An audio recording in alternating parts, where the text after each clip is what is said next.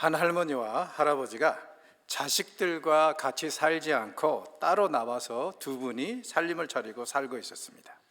하루는 두 분이 저녁을 맛있게 드시고 그 다음에 자리를 깔고 잠을 청하고 있었습니다. 잠을 청하던 그 할머니가 갑자기 옛날 생각이 떠오르기 시작했어요. 그래서 할아버지를 향해서 고개를 살짝 돌리면서 이렇게 말씀하십니다. 옛날 우리 신혼 때에는 영감이 내 손도 꼭 잡아주었는데, 그러면서 말끝을 흐려요. 이걸 이제 우리는 일명 여우질이라고 하죠.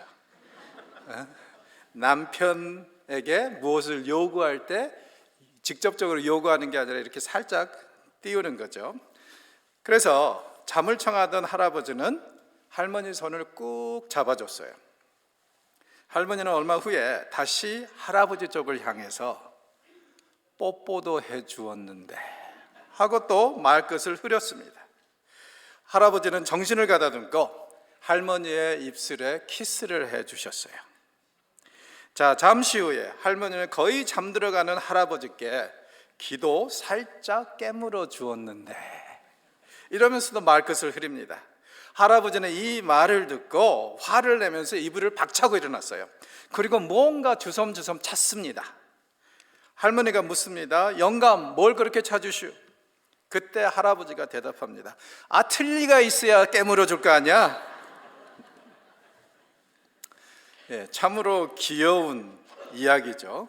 저도 제 아내와 이렇게 노후에 알콩달콩하면서 정말 이런 시간을 보내고 싶습니다. 이게 저의 로망이에요.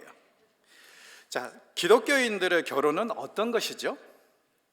하나님이 세상을 창조하시고 제일 먼저 인간에게 축복으로 내려주신 제도가 결혼인데, 이 결혼이 우리에게 시사하는 바는 뭘까요? 그리고 결혼 생활 안에서 자녀들과 또 시댁과 처가의 관계 설정은 어떻게 돼야 될까요? 하나님은 이런 질문들을 본문을 통해서 대답하고 계십니다. 자, 첫째 18절에서 20절을 보면은요, 결혼은 하나님께로부터 온 축복이라고 분명히 선언하고 있습니다. 자, 창세기 2장을 여러분이 어떻게 기능적으로 보시면 되냐면요, 1장 26절에서 28절. 그러니까 하나님이 인간을 자기의 모양대로 형상대로 만드시되 남자와 여자로 만드셨고 그들에게 온 세상을 다스리고 정복하라, 그러면서 번성하라고 하신 그 축복이 정확히 무슨 의미인지 설명이 안 되고 끝나버려요, 1장은. 그런데 그 부분에 대해서 이게 내가 원하는 바다, 의도하는 바다 하면서 설명해 주는 것이 사실은 창세기 2장입니다. 특별히 오늘 읽은 이 말씀은 세상을 정복하고 다스린다는 것이 무슨 뜻인가로 시작을 해요.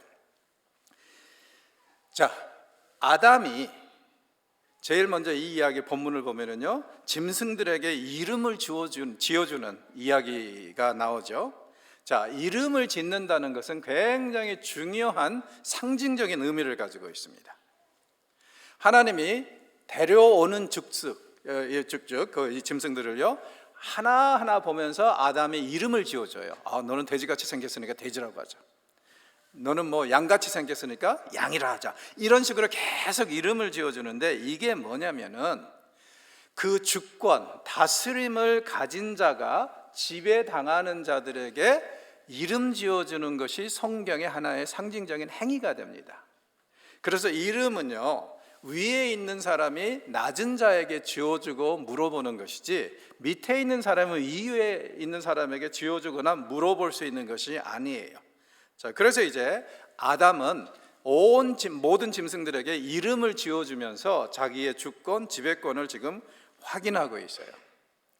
또한 이름은요, 이 존재의 상징으로 쓰여지기도 성경에서는 많이 합니다. 그래서 야곱하면은 속이는 자, 등튀는 자, 반면에 이삭하면은 웃음거리, 이런 식으로 그의 삶을 요약하는 경우들도 많이 있어요. 자, 그래서 여러분들이 하나님이 누구신가, 어떤 분인가, 그것에 대해서 알고 싶고 묵상하고 싶고 연구하고 싶으면은요, 제일 먼저 어디서 시작하냐면은 하나님의 성호, 여호와 이레, 여호와 라파, 엘샤다이, 이런 이제 하나님의 이름이 함축하고 있는 의미를 먼저 연구를 하시고 묵상을 하시면은 대체적으로 하나님이 어떤 분인가를 훨씬 더 쉽게 이해할 수 있습니다. 또한 이름은요, 서열과 연관이 되어 있어요. 그래서 강자가 약자에게 이름을 물으면 반드시 약자는 자기 이름을 밝혀야 됩니다. 그러나 강자는 약자가 이름을 물어도 밝힐 필요가 없어요. 자, 그래서 이제 야곱이 밤새 하나님하고 야복강가에서 씨름을 하다가 새벽이 돼서 이제 하나님이 떠나려고 하실 때, 그때 하나님이 물어보죠. 내 이름이 뭐냐? 몰라서 묻나요? 야곱이라는 걸 알고 오셔서 지금 씨름하는데. 알아요. 근데 거기서 원하시는 것은 뭐냐면, 넌 도대체 어떤 놈이냐, 이런 거거든요. 저는 야곱입니다. 아버지에게, 형에게 사기친 자입니다. 저는 굉장히 교활한 자입니다 하면서 이렇게 고백을 하는 거예요. 그때 하나님 그에게 새 이름을 주시죠. 여태까지는 네가 그렇게 살았다면 지금 이 순간부터는 새로운 정체성을 가지고 새로운 사람으로 살아라 하면서 이스라엘이라는 이름을 주십니다. 야곱이 감동했어요. 그래서 싹 돌아서서 하나님한테, 근데 하나님의 이름은 뭐죠? 하고 물어요. 그래서 하나님 뭐라 그럽니까? 알려고 하지 마라, 다친다. 한마디 하고 떠나시잖아요. 왜? 이름이라는 것은 그런 거예요. 약자는 강자에게 반드시 이름을 밝혀야 되지만 강자는 약자에게 이름을 알려줄 필요가 없습니다. 그리고 또 이름은요, 영적인 싸움에서 굉장히 중요한 역할을 합니다. 둘이 싸운다, 영적으로. 그런데 그 상황에서 상대방의 이름을 알면 이미 이제 그 싸움은 끝난 거예요. 이제는 이름을 아는 자에게, 이름을 밝힌 자가 자비를 구해야 됩니다. 자, 그래서 이제 보십시오. 예수님이 귀신 들린 자들하고 딱 만나면 제일 먼저 물어보시는 게 뭐였죠? 내 이름이 뭐냐? 바알제불입니다, 뭐 군대입니다. 이렇게 귀신이 자기 이름을 밝히는 순간 이제부터는 예수님의 자비로운 처분을 바랄 뿐입니다. 그래서 때로는 하나님이, 예수님이 무적행으로 보내시기도 하고 돼지떼에게 보내시기도 하고 그렇게 되죠. 이미 영적인 싸움은 그때 끝나버린 거예요. 이름을 밝힐 때. 그만큼 이름이라는 것은 굉장히 중요합니다. 자, 하나님은 아담으로 하여금 세상에 있는 모든 짐승들의 이름을 지어주게 하셨어요. 이렇게 해서 이제 아담의 주권을 확인해 주셨는데, 또 한 가지는 뭐냐면은 짐승들에게 이름을 지어주게 하심으로 인해서 아담이 스스로 깨닫고 마음의 준비를 하도록 하는 그 시간을 허락하셨어요. 어떤 준비요? 아담이 세상에 있는 모든 짐승들에게 이름을 다 지어주면서 계속 관찰을 하는 거예요. 이 짐승은 나의 반려자가 될 수 있을까? 동반자가 될 수 있을까? 배필이 될 수 있을까? 계속 질문을 하면서 이 짐승들에게 이름을 주는데, 정작 모든 짐승에게 이름을 줄 때까지, 다 끝났을 때도 배필이 될 만한 짐승이 있어요, 없어요? 없습니다. 그래서 아담은 자연 만물에는, 특별히 짐승들 중에는 자기의 배필이, 동반자가 될 만한 이 짐승이 없다는 것을 스스로 깨닫습니다. 이건 하나님의 계획이고 섭리입니다. 왜냐하면 18절에 보면은 어떻게 시작하냐면, 하나님은 아담이 홀로 있는 것을 좋게 보지 않으세요. 그래서 그에게 배필을 만들어 주시겠다고 이미 결정을 하고 있으십니다. 그런데 생각해 보세요. 우리는 원래 인간이라는 것은 남이 하라고 해서 하는 거 되게 싫어하잖아요. 그래서 나중에 배필을, 아담이 그렇게 원해서 배필을 만들어준 다음에도 3장에 가면은요, 이 여자가 나에게 죄를 짓겠다 하면서 막 이상한 소리를 하는데, 만약에 하나님이 아담에게 스스로 마음의 준비를 하지 않도록 하신 상황에서 일방적으로 배필을 주셨다면, 그렇다면 얼마나 더 하나님께 지랄을 해댔겠어요. 그렇죠? 그래서 하나님은 아담이 스스로 준비가 되도록 기다리셨어요. 그래서 이제 아담은 짐승들에게 다 이름을 주면서, 아, 짐승 세상에는 내 배필이 없구나 하고 이걸 스스로 깨달습니다.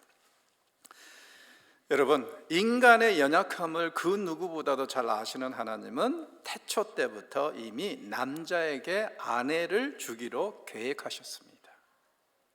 그리고 세상을 창조한 다음에 인류에게 주신 최초의 축복이 바로 결혼이라는 것. 이걸 기억하시면 이게 얼마나 복된 것인지 생각하실 수 있으리라고 생각합니다. 자, 두 번째로요, 21절에서 23절은 하나님은 부부가 서로 협력하여 시너지 효과를 발휘하도록 창조하셨다고 합니다. 시너지 효과, 이게 뭐냐면은 우리말로는 동반 상승 효과라 그러죠. 자, 남자가 1입니다. 여자가 1입니다. 둘을 더하면 2가 되겠죠? 아니요. 시너지 효과를 발휘하면 3이 되고 4가 됩니다. 그러니까 홀로 살아가는 것보다 부부가 만나서 연을 맺고 부부로 살아가면은요, 서로 누릴 수 있는 행복과 만족감의 삶의 질이 그냥 몇 배로 올라간다는 거죠. 서로를 위해서. 자, 아담이 짐승들을 다 짓고 난 후에 고독을 씹고 있습니다. 왜냐하면 자연 만물에는 자기의 동반자가 될 만한 그런 짐승이 없으니까. 그때 하나님이 찾아오셨어요. 아담아, 잘 있느냐? 아담이 하나님께 말씀드립니다. 하나님, 나 너무너무 외로워요. 저에게 동반자가 될 만한 사람을 하나 만들어 주시죠. 그때 이제 하나님이 이미 18절에 말씀하신 것을 바탕으로 해서 이렇게 말씀하시죠. 나도 안다. 그래서 나는 이미 오래전부터 너에게 배필을 만들어 주려고 계획을 했어. 자, 그런데 문제가 하나 있다. 내가 너에게 배필을 주려면 너의 일부를 내가 떼어내야 돼. 너 희생하고 헌신해야 돼. 아담이 뭐라고 그랬겠어요? 나의 가장 소중한 부위라도 다 내놓을 테니까 나를 이 외로움과 고독에서 달랠 그런 배필을 하나 만들어 주십시오. 이렇게 얘기를 했습니다. 자, 배필이라는 말이 굉장히 좀 오해의 소지가 있는 것 같아요.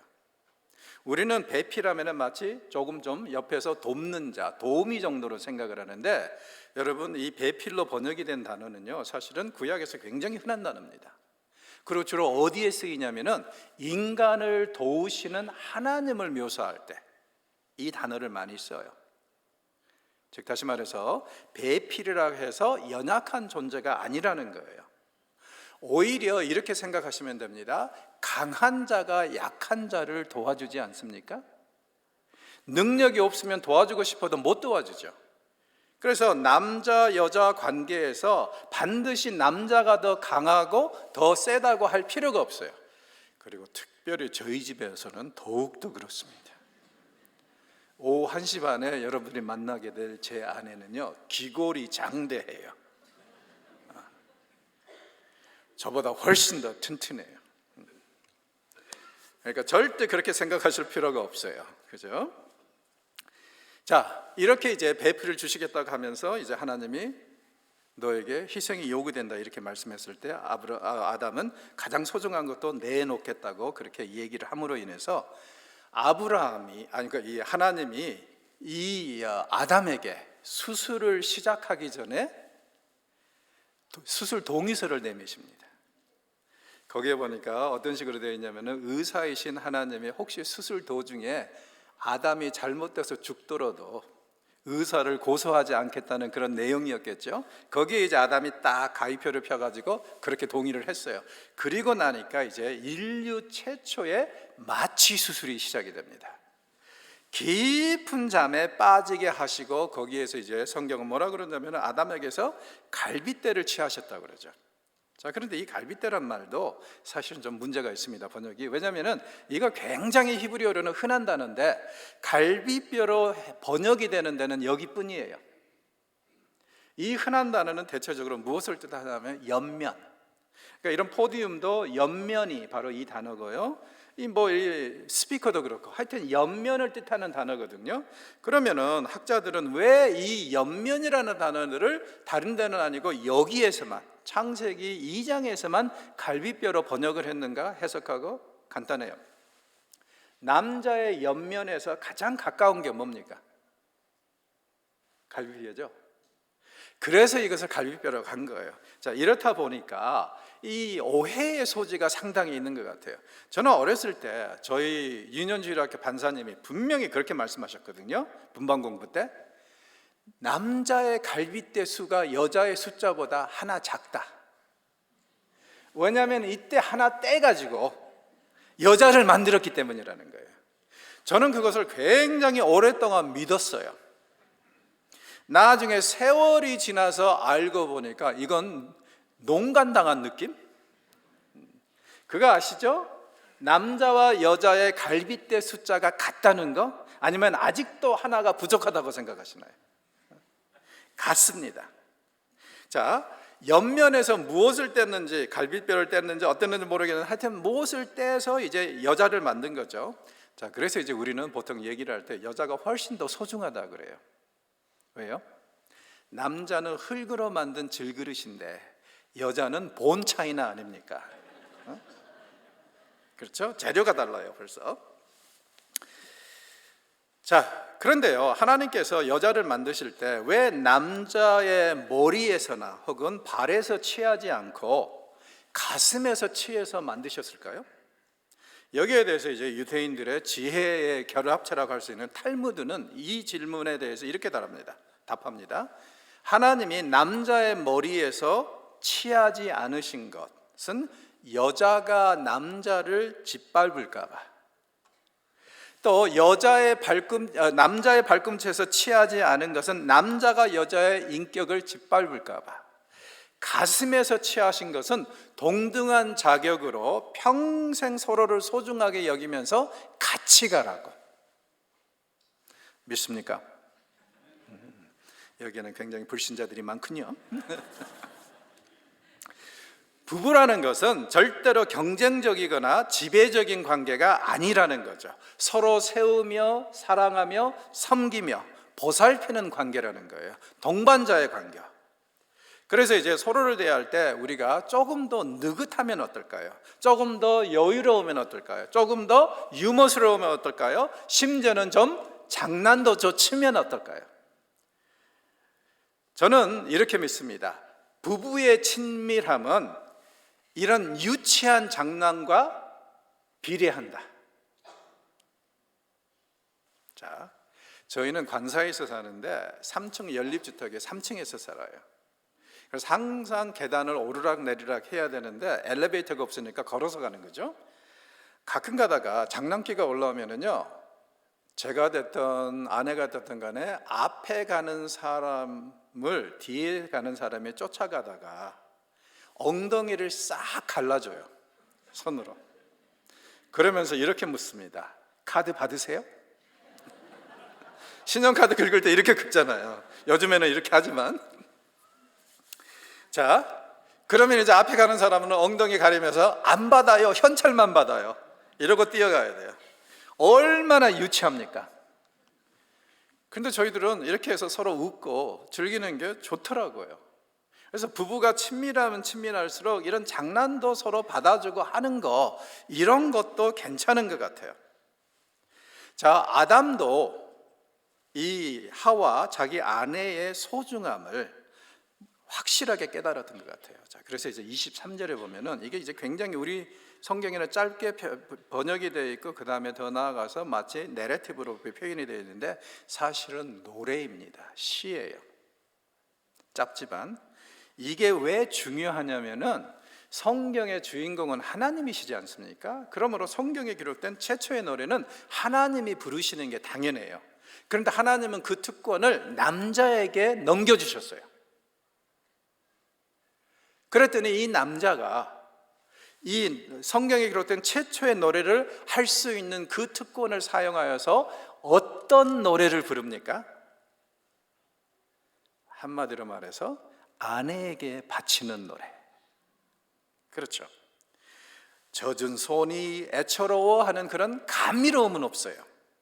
그런데 아담이 처한 상황을 보면은요, 이 아담이 지금 아내에게, 하와에게 고백하는 사랑처럼 더 진국은 없는 것 같아요. 내 뼈 중에 뼈, 살 중에 살. 요즘 말로 하면은 내 사골 중에 사골, 내 비곗덩어리 중에 비곗덩어리. 무슨 뜻입니까? 당신은 나의 전부입니다. 당신은 나의 가장 소중한 부분입니다. 이 사랑 고백이거든요.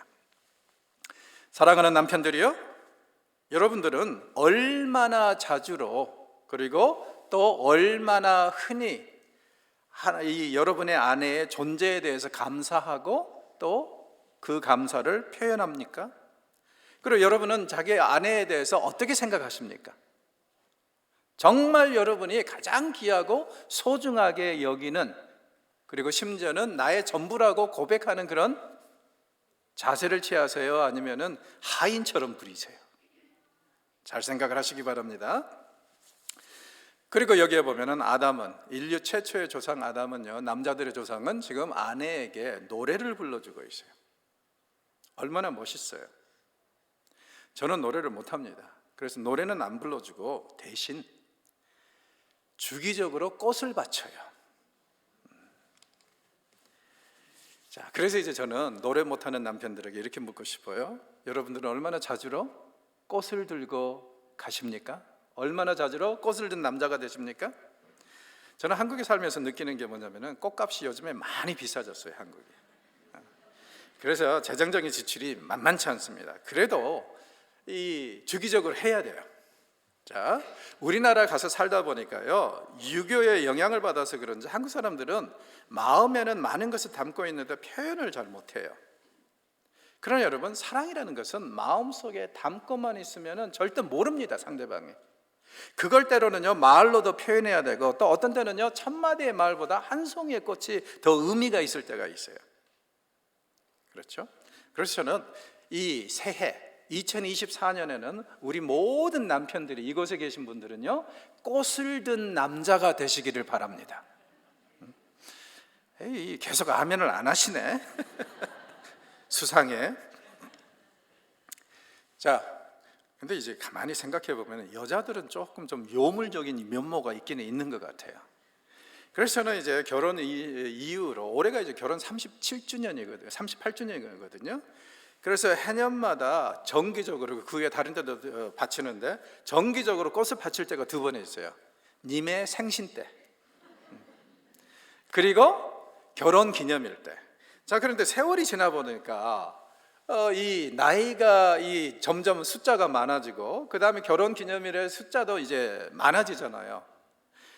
그래서 이제 생화로 그 숫자들 다 챙겼는데 몇 년 전부터 지령이 내려왔어요, 님께로부터. 이제부터는 생화로만 하지 말고 일부는 신사임당 장미로 말하라. 자, 한국 정황을 잘 모르시는 분들에게 말씀드리죠. 신사임당은 한국 지폐 중에 제일 높은 단위입니다. 5만 원권이에요. 그래서 속으로 이 여자가 왜냐하면 생화는 4, 5천이면 사는데 한 송이에 5만 원 장미를 바치라니까, 그렇잖아요. 그래서 어떡하겠어요? 님께서 말씀하셨는데. 그래서 생일 때는 요즘에는 보통 한 신사임당으로 40송이를 맙니다. 그리고 나머지는 생화로 바치고요. 결혼 기념일 때는 한 20송이 바치고 신사임당으로, 나머지는 생화로. 근데 저는 이거 괜찮다고 생각해요. 결국에는 부부가 같이 살기 때문에 주머니 돈이 쌈짓돈이잖아요. 돌고 도는 게 돈이에요. 그렇죠? 그리고 이거 정말 괜찮은 투자입니다. 저는 그래서 이 꽃을 바치는 걸 뭐라고 그러냐면은 화목제라고 그래요. 한 번 바치면은요, 몇 달 동안 집안이 평안하고요, 기분이 되게 그냥 좋은 태도로 저를 대해 주세요. 그래서 이거 괜찮습니다. 그리고 한 몇 달 지나서 약발이 좀 떨어질까 하면 그때 또 한 번 화목제 바치면 됩니다. 그래서 괜찮은 투자라고 저는 생각해요. 자, 그리고 자매분들은요, 남편이 힘들고 어렵게 결정해서 꽃을 사 들고 오면 남편에게 뭐 돈이 아깝다는 둥, 뭐 이거면은 반찬이 뭐가 된다는 둥 하면서 핀잔 주지 마시고 그냥 웃으면서 즐겁게 기쁘게 받아주세요. 여러분은 그 꽃을 받을 자격이 있습니다. 드디어 아멘 나왔습니다. 그리고 제가 보니까 특히 유교문화에 익숙한 우리는요, 때로는 꽃을 주는 연습을 해야 되는 것 같아요. 이게 한두 번에 쉽게 이루어지는 게 아니에요. 제가 어느 교회 가가지고 이런 얘기를 했어요. 꽃을 든 남자가 되라. 그래서 평생 결혼한 이후에 한 번도 꽃을 바쳐보지 않은 남편이 결혼 30주년을 맞이해서 아내에게 꽃바구니를 전달을 했어요. 자, 그런데 그날 결혼 기념일 날 이 남편이 트렁크에다가 꽃바구니를 실어놓고 아파트에 와서 지하주차장에서 아내에게 전화를 합니다. 지하주차장으로 내려오라고. 그래서 아내가 내려가요. 그때 딱 이 트렁크를 열면서 이건 당신을 위한 거다. 나하고 결혼해줘서 고맙다. 여기까지는 좋아요. 그러면서 하는 말, 내가 이 꽃을 들고 올라가기는 쪽팔리니까 당신이 꺼내서 들고 올라가라. 그래도 일단 첫걸음을 한 게 얼마나 귀해요. 이거 몇 번, 두세 번 훈련시키면 그 다음에는 꽃을 들고 문 앞에서 넣고 할 거 아니에요. 그렇죠? 자, 그래서 이제 훈련이 필요하니까 제발 아주 큰 용기를 내 가지고 꽃을 들고 오면은요, 그거 절대 쫑크 주지 말고 그냥 아주 아름답게 잘했다고 칭찬해 주면서 받으세요. 그거 우리에겐 필요합니다. 그리고 남편들이요, 가끔 가다가 아내 자랑도 좀 하십시오. 우리 유기문화에서는 아내 자랑, 자식 자랑을 하면은 사람들이 뭐라 그러죠? 팔불출이라고 그러죠. 자, 그런데 저는 이렇게 생각합니다. 사랑하는 사람을 위해서라면은 팔불출이면 어떻고 팔보채면 어떻습니까? 그렇죠? 그냥 우리가 사랑하는 사람을 위해서 당연히 그렇게 표현해야 되는 거죠. 그리고 이제 세 번째로 24절에 보면은요, 가정은 남편과 아내 두 사람으로 구성되었다고 말합니다. 결혼을 하는 것은 남자가 부모를 떠나서 여자와 한 몸을 이루는 것이라고 하죠. 자, 그런데 잘 생각해 보십시오. 지금 아담에게 부모가 어디 있어요?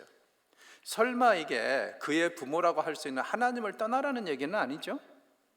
그래서 이건 뭐냐면은 모세가 나중에 이 이야기를 정리를 할 때 후세대를 위해서 결혼이라는 것은 이런 것이다 하면서 하나의 원리를 지금 여기에서 제시하는 겁니다. 그 원리는 다름이 아니라 결혼을 하면 두 사람은 양가 친지들에게서 독립돼야 된다는 거예요. 일정한 거리를 두고 살아야 된다는 거죠. 요즘에 특별히 자식들을 끼고 사는 사람들에게는 굉장히 큰 도전이 될 수도 있는데 이게 하나님의 뜻입니다.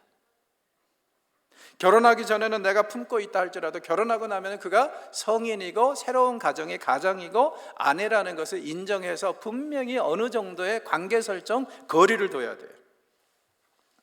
미국의 결혼 상담자들은 이런 식으로 얘기를 합니다. 결혼해서 사는데 자꾸 친가 처가가 개입을 하려고 하고 부모들이 끼어들려고 하면은요, 이렇게 하라 그래요. 딱 300마일, 그러니까 300마일이면 500km죠. 500km 떨어진 데 가서 살아라 그래요. 그 부부들한테. 왜 그런지 아세요? 이 사람들이 하는 얘기가 500km가 제일 어정쩡한 거리래요. 이거 운전해서 가자니 좀 부담스럽고 비행기를 타자니 좀 아깝고, 그래서 500km 떨어져서 살면 제일 안 찾아온대.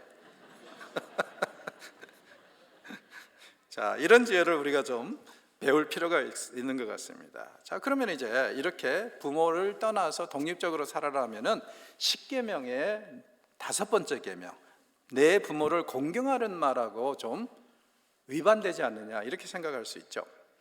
자, 10계명은 10개의 계명으로 구성이 됐는데 처음 4개는 우리와 하나님의 관계에 대해서 말씀을 하세요. 그리고 이제 나머지 6개의 계명은 우리와 우리 인간들 사이의 관계에 대해서 말씀을 하시는데 그 중에서 제일 먼저 나오는 것이 바로 이 부모를 공경하라는 말씀입니다. 그만큼 중요하다는 거예요, 인간관계에서. 그런데 여러분, 이 말씀의 문화적 배경을 이해를 하셔야 돼요. 당시에 모세 시대를 보면요, 고대 근동에는 일종의 뭐라고 그럴까요? 고려장 같은 게 좀 있었어요. 어떤 상황이냐면은 부모가 나이가 들고 병들고 가난하면은요, 그냥 자식들이 방치를 해버리는 거예요, 마치 남처럼. 그래서 이제 병들어 죽든 굶어 죽든 안 쳐다보는 겁니다. 이런 상황에서 하나님이 십계명에서 인간관계에 대해서 이제 말씀하시면 제일 먼저 내 부모를 공경하라 하는 것은 너희들이 신앙인이고 나의 백성이라면은 가장 기본적인 차이가 어디서 드러나야 되냐면은 우리가 우리 부모를 대하는 데서 나타나야 된다는 거예요. 절대로 안 믿는 사람들처럼 부모를 방치하거나 내버려 두지 말라. 그들이 도움이 필요하거든 도와주라는 거예요. 섬김이 필요하면 섬겨주라는 거죠. 이게 신앙인의 가장 기본적인 토양이 돼야 된다는 거예요. 그래서 이제 이 다섯 번째 계명으로 나오는데, 저는 이제 신대원에서 27년 동안 지금 가르치고 있습니다. 목회자 되겠다고 온 사람들 보면 가관이에요. 여러 사람들이 다 있는데 그 중에 이제 굉장히 용감한 사람들도 있어요. 부름받아 나서니 뭐 어디든지 가오리다 하면서 신앙을 아주 전투적으로 보는 사람도 있는데, 또 이런 사람도 있습니다. 오기 전에, 자, 요즘에는요 사실 목회자의 길이 굉장히 가난의 길이고 어려운 길이잖아요. 그래서 부모들에게 선전포고를 하고 오는 사람들이 있어요. 나는 이제 가난을 자처하는 목회자의 길을 가니까 저에게서 어떠한 재정적인 도움도 기대하지 마십시오. 그리고 신학교 오는 자들이 있어요. 저는 이들을 회개시킵니다. 왜? 물론 이제 현실이 이렇습니다. 우리 한국 교회가 왜 어렵고 또 신학생들이 어렵냐면은 3년 동안 빡세게 신대원 공부를 하고 나서 목회자가 되면 한 70-80%는요 기초생활 보호 대상자가 돼요. 너무 가난해요. 그러니까 이제 그런 상황이 그렇다는 것은 우리가 이제 인정을 해야 되는데, 저는 우리 학생들한테 그렇게 얘기를 하거든요. 십계명을 봐라. 부모를 공경하라는 말씀이 제일 먼저 나온다. 이것은 지금 부모의 말씀에 무조건 순종하라는 얘기 아니라 부모를 특별히 노후 때 잘 보살피고 섬겨줘야 된다는 얘기다. 그 당시에 문화가 이랬으니까. 그러면서 당신들이 나중에 교회를 하고 사역을 할 때 정말 형편이 어려워가지고 안 되면 어쩔 수 없지만, 그리고 그때는 하나님께 정말 그 부모님들을 축복하라고 특별히 기도하면서 간구할 수밖에 없지만, 형편이 조금이라도 되면 한 달에 10만 원이라도 아껴서 부모님들을 섬겨드려야 되고 그들을 보호해야 된다, 이렇게 얘기를 해요. 왜? 그게 하나님이 크리스찬 자녀들에게 요구하시는 부모들에 대한 섬김이고 배려이기 때문에. 그렇죠? 그래서 여러분들도 혹시 제가 가르치는 그 엉뚱한 생각을 가진 그런 학생들처럼 그렇게 생각을 하셨다면 이제는 마음을 바꾸셔야 됩니다. 부모님들을 사랑하시고 부모님들을 섬기십시오. 이건 하나님의 뜻입니다. 한국의 실정이 이렇습니다. 결혼의 40% 이상이 요즘에 이혼으로 치닫고 있어요. 그리고 이혼하는 사람들의 한 30%가 고부간의 갈등 때문에 이루어지고 있습니다. 상담만 하는 전문 목사님들에게 물어보면요, 기독교인들도 다를 바가 없다 그래요. 지금 기독교인들 중에서 이혼하는 사람들의 한 30%가 고부간의 갈등 때문에 이혼을 하고 그런다 그래요. 그래서 저는 이런 상황을 깨달으면서 이런 생각을 참 많이 했습니다. 요즘에 보면은 이 결혼을 앞둔 사람들을 위해서 이렇게 이 결혼 학교도 있고 예비 학교도 있고 여러 가지 있잖아요. 그런데 저는 여기에 우리가 더해야 될 게 뭐냐면은 젊은 사람들, 앞으로 결혼을 앞둔 사람들만 계속 가르치고 권면할 게 아니라 나이가 드신 크리스천들에게도 크리스천 부모는 어떤 것인가에 대해서 가르쳐야 된다고 생각해요. 저는 교회가. 왜냐하면 이걸 잘 모르니까 자꾸 너무 지나치게 자식들의 삶에 개입하려고 하는 사람들도 있고, 또 며느리에게 상처 주는 사람들도 있고, 이런 게 너무 많은 것 같아요. 그래서 이건 너무 슬픈 일입니다. 오늘 본문은 분명히 얘기를 하죠. 부모에게서 떠나라. 그렇죠? 그리고 아내와 한 몸을 이뤄라. 그래서 부모가 부부관계 앞에 와서는 안 돼요. 그럼 확실합니다. 여러분이 결혼하셨다면 남편들, 여러분의 가장 급선무의 책임은 누구에게 있냐면 아내의 안녕이에요. 평안이에요. 그리고 그 다음에는 자녀들입니다. 그리고 나서 부모입니다. 관계 설정은 순서는 우선순위는 분명해야 돼요. 그렇죠? 그게 이제 성경적인 생각입니다. 그리고 이제 결혼에 있어서 또 한 가지, 부모들과의 관계도 이렇게 좀 거리를 둬야 되지만 자식들에 대해서도 좀 새로이 생각해 주시기 바랍니다. 부부 관계에 자식들이 들어와서는 안 돼요, 사실. 자, 물론 1장에 보면은 생육하고 번성하라는 말에 자식이 가정의 일부라는 것을 암시하고 있다고 생각할 수 있어요. 그리고 3장에 가서 하와에게 어머니라는 말을 쓰는 걸 보면은 자식이 또 거기에 있다고 생각할 수 있어요. 자, 그런데 2장에서는 한 남자와 한 여자가 만나가지고 가정을 이루는데 여기에는 그 어디에도 자식에 대한 언급이 없습니다. 왜? 가정이라는 것은요, 남자와 여자가 부부의 연을 맺어서 이루는 것이 가정이고, 자식은 있을 수도 있고 없을 수도 있다는 거예요. 그러니까 자식은 가정의 필수적인 요소는 아니라는 거죠. 하나의 옵션이라고 얘기할 수 있어요. 그래서 이런 관점에서 생각해 보면요, 자식이 없어서 이혼하는 것처럼 불행한 일은 없습니다. 또 어이없는 일은 없습니다. 왜? 크리스천의 가정은, 하나님이 최초에 계획하신 이 가정은요, 남자와 여자 둘만이 서로 인격적으로 만나서 존중하고 사랑하고 섬기고 이런 것이 가정이라는 것을 계속 강조하고 있기 때문에 그렇습니다. 그리고 왜 우리 부모들이 조금 좀 잘못하고 했었던 거, 또 하고 있는 거, 이런 것들이 어떤 것이 있냐면은, 가만히 보면은요, 부부 관계가 좋지 않으면은 남편에게 쏟을 사랑과 정성을 자식에게 쏟는 경우들이 있어요. 아내에게 쏟아야 될 사랑과 헌신을 자식에게 쏟는 경우가 있어요. 이건 옳지 않습니다. 이건 성경적이지 않습니다. 먼저 여러분은 서로 부부로서 서로를 사랑해야 됩니다. 자식 사랑이 어떠한 경우에도 부부간에 서로에 대한 불만에 표출하는 그런 도구가 되어서는 안 된다는 거죠. 저는 이런 사실을 저희 처갓집을 보면서 많이 느꼈어요. 저희 처갓집은 함경도 분들이십니다. 그래서 이제 어머니가 굉장히 강하셨는데, 쌍 하면 다들 엎드려야 돼요. 그리고 이제 지나갔나 하고 살짝 고개를 들다 파편 맞는 경우들도 굉장히 많았어요. 하여튼 그렇습니다. 근데 저희 이제 장모님을 보면서 느낀 것이 참 그런 것 같아요. 뭐냐면은, 자식들한테 기대가 너무 크니까 이게 이제 자식들에게는 또 부담이 되고 상처가 되는 거예요. 어머님 입장에서는 어느 정도 이해가 가요. 남편하고 그렇게 관계가 썩 좋은 것은 아니었으니까 남편에게 가야 될 사랑을 막 자식들에게 퍼부은 거예요. 근데 자식들이 이제 성장해서 자기들도 아이들 낳고 그러는데, 자꾸 어머니가 너무 자기네들을 아이 취급하고 강하게 그 관계에서 접근한다는 거예요. 그래서 이제 우리 어머니는 너무 세다 하면서 자꾸 거리감이 생겨요. 반면에 어머니 입장에서는 뭐라고 그러시냐면, 내가 너희들을 어떻게 키웠는데. 그래서 이런 상황을 보면서 제가 느낀 게 하나 있습니다. 그리고 이건 절대 흉이 아니에요. 왜냐하면 저희 장모님이 20년 전에 돌아가셨거든요. 이건 뒷담화는 아닙니다. 장모님을 보면서 느낀 것이 뭐냐면 이런 거예요. 제발 우리 자식들을 키울 때 효도 바라지 맙시다.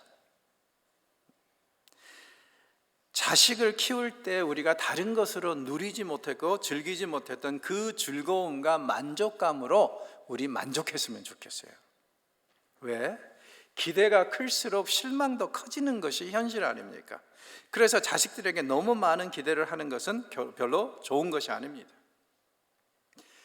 그래도 여러분들이 자식들에게 효도를 원하신다면, 아직 아기를 생산하는 중에 계신다면 되도록이면 딸들을 많이 낳으십시오. 한국에 이런 말이 있습니다. 아들은 결혼하면 해외 동포가 된다.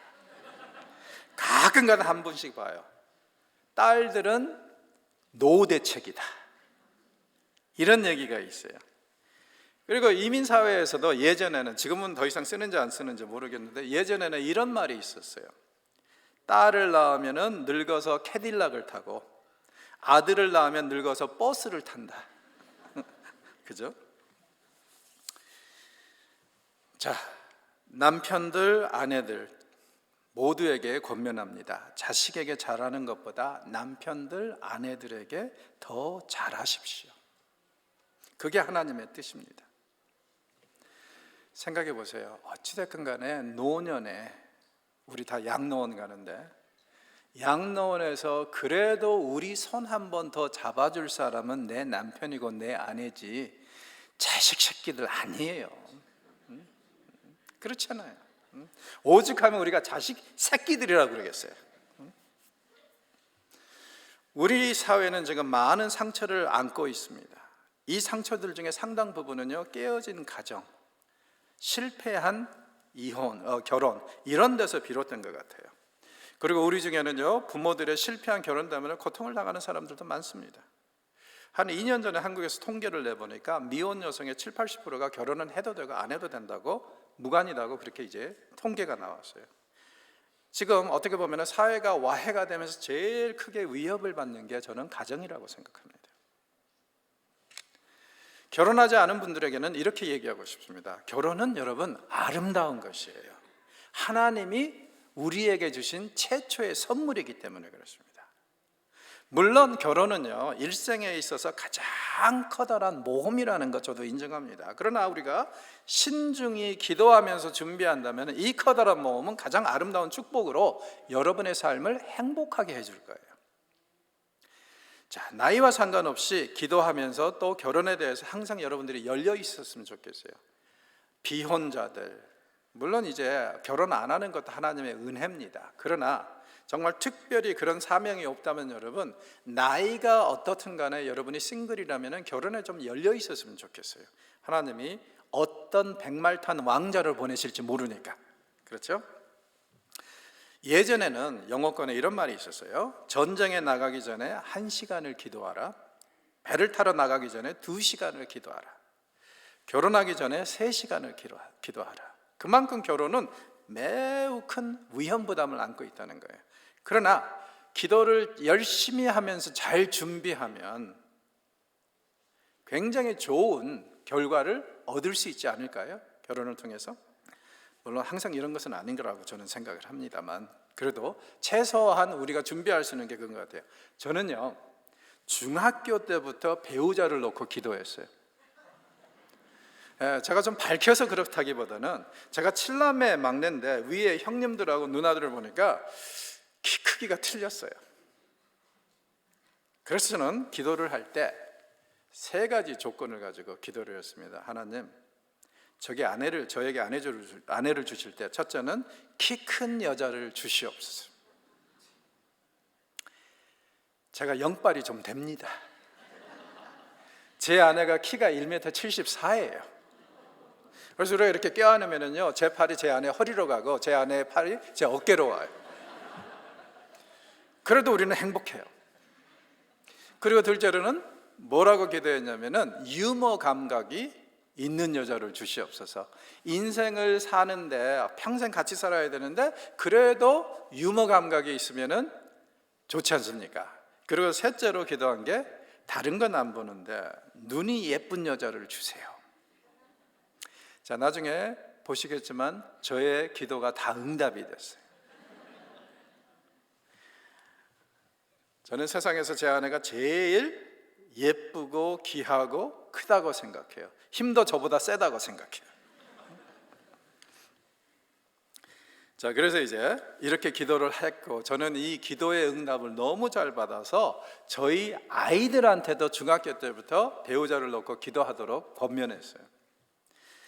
근데 많이 기도하고 오래 기도한다고 또 꼭 응답이 되는 것은 아니더라고요. 우리 애들이 지금 만으로 35, 34이거든요. 셋이. 쌍둥이 여자아이들하고 그 밑에 연년생으로 남자아이가 있으니까. 근데 이것들이 셋 다 결혼할 생각을 안 해요. 그래서 거기서 느낀 게 뭐냐면은 기도도 너무 많이 하는 건 아니다. 오히려 역효과를 발휘할 수 있다. 그런 생각이 들기도 하는데, 하여튼 여러분, 결혼은 좋은 거예요. 여러분의 남편과 아내는 평생의 동반자입니다. 그리고 여러분의 가장 소중한 부분이에요. 그러니 여러분, 사랑하십시오. 귀하게 여기십시오. 왕같이 대접받고 싶으십니까? 그러면 아내를 왕비처럼 대접하시면 됩니다. 여왕같이 대접받고 싶으세요? 남편을 또 왕같이 대접하면 되죠. 저 이혼한 분들에겐 제가 이렇게 얘기하고 싶습니다. 여러분, 우리 사회는 굉장한 스티그마를 가지고 이혼한 사람들을 봐요. 속으로 숨겨져 있는, 겉으로 드러나지 않는 죄나 잘못된 것에 대해서는 아주 관대한데, 눈에 보이는 죄나 이 잘못된 것에 대해서는 아주 굉장히 잔인할 정도로 그렇게 막 파고 비방하고 그렇습니다. 그런데 교회도 비슷한 것 같아요. 교회가 상처받은 사람들을 껴안는 게 아니라 오히려 정죄를 할 때 가만히 보면은 누구를 정죄하냐면은 탈세를 하고 뇌물을 수수하고 부동산 투기한 사람들에게는 눈을 아예 감아버리고, 왜냐하면 잘 안 드러나니까. 반면에 이혼한 사람들에게는 아주 그냥 냉정하게 막 비난을 하고 헐뜯고 이런 경우들이 종종 있는 것 같습니다. 심지어 어떤 사람들은요, 이혼을 성령을 거역하는 죄로 생각하기도 해요. 그러나 이 모든 것은 정말 잘못된 겁니다. 이미 이혼하면서 너무나도 많은 고통을 당한 사람에게 사람의 상처에 소금을 뿌리는 격이에요. 이건 절대로 하나님이 원하시는 게 아닙니다. 그리고 절대 교회 안에서는 이런 일이 있어서는 안 됩니다. 이혼 때문에 아파하고 신음하는 사람들을 껴안아야 되죠. 왜 우리가 이미 상처받은 사람에게 더 큰 상처를 안겨주려고 합니까? 아니, 세상에 누가 이혼을 원하겠어요? 어쩔 수 없이 살다 보니까 같이 사는 것보다 떨어져 사는 것이 더 나을 것 같고 더 덕이 될 것 같아서 어쩔 수 없이 힘들고 어렵지만 이혼하는 거 아닙니까? 그리고 특히 크리스천의 이혼은 얼마나 더 고통스러워요.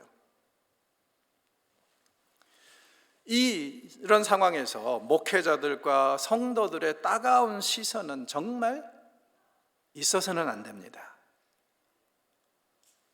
이런 따가운 시선을 알면서도 어쩔 수 없이 이혼하는 사람들의 마음을 잠시만이라도 조금이라도 좀 헤아려 보려고 우리 노력해야 됩니다. 그리고 여러분이 이혼하셨다면요, 여러분은 이 결혼 생활에 성공하지 못한 것이지 인생에 실패한 것이 아닙니다. 저는 종종 억지로 계속 살아서 서로 힘든 것보다, 심지어는 위험한 것보다 헤어져서 각자 사는 것이 더 현명하고 행복한 선택이라고 생각하게 하는 부부들을 만나요. 그리고 이런 문제들은 도저히 시간이 지나도 해결이 될 수 없을 것 같아요. 이런 상황에서 계속 고통스럽게 비참하게 불행하게 사느니 차라리 빨리 정리하고 새로이 출발해서 행복하게 사는 것이 더 바람직하고 하나님의 뜻이라고 생각합니다. 왜요? 여러분은 이 땅에 태어날 때 하나님의 사랑을 마음껏 누리고 이 땅에서 행복하게 살 권리, 자격을 가지고 이 땅에 태어나셨잖아요. 그러니까 그 권리와 자격을 충분히 누리십시오. 그리고 여러분이 이혼의 결정을 했다 하도 그것은 절대로 저는 즉흥적인 결정이 아니라고 확신합니다. 오랫동안 고민하고 생각한 다음에 이혼을 하셨다면 교회는, 성도들은 분명히 그 결정을 존중해 주어야 합니다. 또한 여러분, 비록 이혼의 아픔과 상처가 새로운 관계를 갖는 것을 두렵게 하겠지만 그래도 마음을 열고 새로운 관계에 대해서 열려 있도록 노력해 주십시오. 사람이 홀로 살기에는 너무나도 험한 세상입니다. 서로 의지하고 함께 헤쳐갈 수 있는 그 배필을 다시 찾으십시오. 이게 하나님의 선한 뜻입니다. 자, 결혼한 분들에게는 이렇게 얘기하고 싶습니다. 남편과 아내를 통해서 얻는 기쁨과 행복을 당연시 여기지 마십시오. 그 기쁨과 행복에 대해서 하나님께 감사하고 서로에게 감사하십시오. 결혼의 축복을 마음껏 누리십시오. 남편이나 아내가 언제 도움이 되고 언제 가장 결혼하기를 잘했다고 생각이 되세요? 아플 때. 그렇죠. 저희가 저희 애들한테도 계속 결혼했으면 좋겠다고 하는 게 사실은 이런 부분이에요. 싱글로 아프면 정말 서럽지 않습니까? 그런데 옆에 물이라도 떠주고 괜찮아 하면서 머리라도 만져줄 남편이 있고 아내가 있으면 이게 얼마나 큰 위로예요. 게다가 지금 한국 사회에는 지금 굉장히 큰 위기를 맞는 것 중에 하나가 뭐냐면 노인들이 많이 늘어나고 그리고 홀로 사는 분들이 많다 보니까 가면 갈수록 고독사라는 것이 많이 나오고 있어요. 그러니까 그분이 죽은지는 모르는데 몇 달 후에 시체가 발견이 되는 거예요. 다 썩어버린 거예요. 그런 이제 고독사 같은 것을 생각하면 정말 저는 모두 다 무슨 일이 있어도 다 결혼했으면 좋겠어요. 그러나 이게 우리 뜻대로 되는 것은 아닙니다. 그럼 여러분이 결혼을 하셨다면 감사한 마음으로 서로도 아끼고 사랑하고 그랬으면 좋겠습니다. 그리고 결혼 생활을 잘 유지하시는 분들은요, 여러분은 이미 큰 일을 하고 계세요. 저는 미국과 캐나다에서 청소년 사역을 한 20년을 하다가 한국에 들어갔어요. 그랬는데 그때 제가 부모 세미나를 할 때마다 항상 한 얘기가 있습니다. 부모들이 자식들을 위해서 할 수 있는 최고의 교육은 부부 관계가 행복한 것이다. 서로 부부가 사랑하고 섬기는 것이다. 왜요? 자녀들은 부모의 앞보다는 뒷모습을 보고 배운다고 그러잖아요. 무슨 뜻이냐면은 그들은 안 지켜보고 있는 것 같은데 계속 지켜보고 있어요. 그래서 부모들이 서로에게 어떻게 하는가가 그들의 결혼관과 부부관을 정리를 하는 거예요. 그래서 여러분들이 서로 사랑하고 서로 섬기고 서로 아끼는 모습을 자식들 앞에서 계속 보여주면, 그러면 그게 말은 안 하지만 가장 좋은 자녀 교육 효과를 발휘한다는 거예요. 그리고 아직도 저는 이 사실에 대해서 확신합니다. 여러분이 자녀 교육을 위해서 최고로 할 수 있는 것, 다른 거 아닙니다. 서로 사랑하는 겁니다. 그래서 자녀들이, 우리 부모는 정말 서로를 사랑하고 우리에게 좋은 롤 모델이 되고 결혼이 어떤 것인가를 우리에게 잘 보여준다. 여기까지 간다면 여러분은 정말 가장 훌륭한 자녀 교육을 이미 하고 계십니다. 하나님이 복을 내려주실 거예요. 자, 그래서 서로도 사랑하고 서로도 섬기고 서로도 아끼고 부부가, 이것이 하나님이 뜻한, 계획한 태초의 결혼입니다. 우리 모두가 이런 가정을 이루고 살아가도록 노력했으면 좋겠습니다. 그 일을 위해서 오늘 제가 하나 숙제를 내드릴게요. 집에 들어갈 때 꽃을 든 남자가 되십시오. 화목제로서 투자 가치가 있습니다. 기도하겠습니다. 하나님 감사합니다. 요즘에 세상에서 우리 가정이, 부부관계가 너무나도 위협을 받고 있는데 주님이 태초에 아담과 하와를 짝지어 주시면서 허락하셨던 그 축복과 그 메시지가 우리들 마음속에 새겨지기를 원합니다. 서로 사랑하게 하시고 서로 섬기게 하시고 서로 의지하게 하시고 서로를 보살필 수 있도록 우리 부부들을 다 기억하시고 축복하시기를 원합니다. 그래서 이것들이 아이들에게도 정말 좋은 영향을 미칠 수 있도록 도와주시고 그들이 정말 우리를 보고 배워서 그들도 결혼하고 싶은 마음이 생길 수 있도록 주여 축복하옵소서. 예수님의 이름으로 기도합니다. 아멘.